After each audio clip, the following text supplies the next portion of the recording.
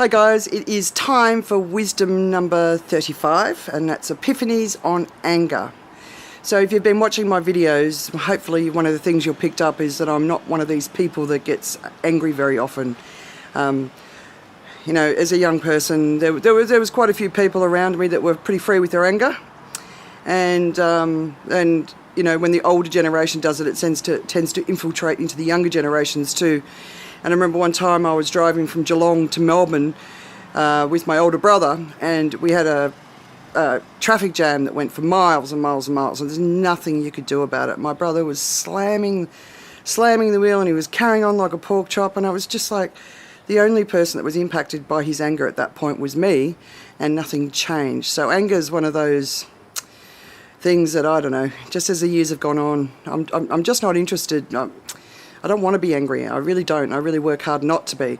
When I do get angry, it's definitely when people who are helpless, downtrodden, in an inferior position socially, economically, when people are not being kind to them, that definitely gets me going. And of course, if people want to attack people closest to them.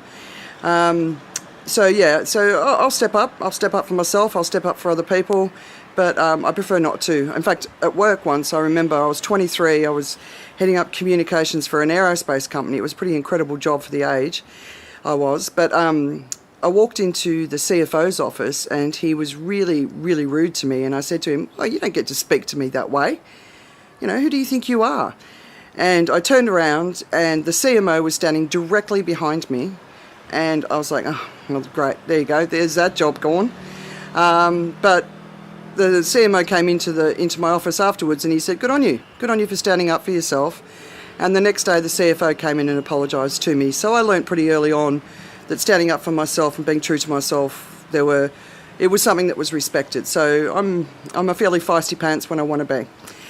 But then a decade or so ago, I read a book. I read Neil Donald Walsh's book series called Conversations with God. And I love that series. I know it's not for everybody, but I loved it. But then I was listening to him speak, and he basically said, anger expressed is never about the person you're expressing it towards, and it's always something to do with you. And that was one of those insights that I heard at the right time that went really, really deep. And I really started to think about it. And then any time I found myself moving into a place of anger, I would go into this sort of very deep self-awareness mode and ask myself, am I angry with the person, or am I angry about something completely different and I'm just taking it out on them? And I've been doing this for years, and I've talked to Steve about doing it, and I really catch myself. And, you know, children are fantastic at bringing this up, you know, because they're incredibly frustrating and annoying, right? And I realise that, you know, I think some mothers love spending time with their kids, especially when they're young, and some of us don't. And I loved spending time with my kids, but I needed time to do the things that I wanted to achieve too. And often if I was getting angry, I was babysitting them in a playground, I was in an indoor kids' room, which I hated. My anger being expressed towards them was about the frustration towards myself of what I wasn't able to achieve. So with this wisdom, I just want to really just encourage everyone to really start going deep when you're feeling angry and asking yourself, is my anger directed at the person that I'm speaking to, or is it something deep inside of me that I'm really frustrated about and I'm taking it out on other people? And since I've done it, I've realised that the vast majority of times it is definitely something in me, and it's got nothing to do with the other people. There are times, of course, when anger is definitely justified. But it's been, there's no other way to say that, sort of taking on board this lesson and then really sort of spending the time to dig deep. It's been a game changer for me. And if anyone else is out there and they don't like being angry and they find themselves in places of anger, just ask yourself, am I really angry with this person, or am I angry and frustrated with myself?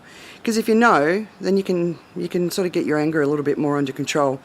Obviously, if you're a lot more extreme with your anger and you've got some bigger issues that you've sort of been contending with in your life, there's loads of beautiful, amazing people out there that can help.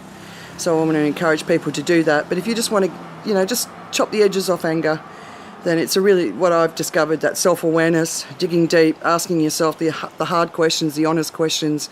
It's really helped me to overcome being angry, being frustrated, and just sort of moving a little bit more into acceptance. So there you go. Wisdom 35, Epiphanies on Anger. More tomorrow.